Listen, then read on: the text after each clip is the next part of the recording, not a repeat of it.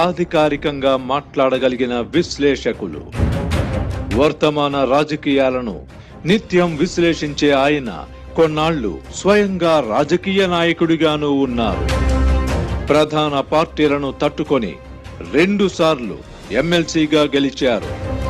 ప్రలోభాలకు లొంగని, పక్షపాతానికి తావులేని వ్యక్తిత్వం తనదంటారు. తెలుగు రాష్ట్రాల్లో ప్రజలు వేర్వేరు శిబిరాలుగా చీలిపోయి ఉన్నందునే తన అభిప్రాయాలు వక్రీకరణకు గురవుతున్నాయన్నది ఆయన ఫిర్యాదు. తాను ఎవరి సర్టిఫికేట్ల కోసమూ మాట్లాడనని, ప్రజల పక్షాన ఎవరినైనా ప్రశ్నించడానికి తాను అన్ని వేళలా సిద్ధమని అంటున్న public intellectual professor K Nageshwar తో ఓపెన్ హార్ట్. వాస్తవంగా నేను I'm a journalist by training.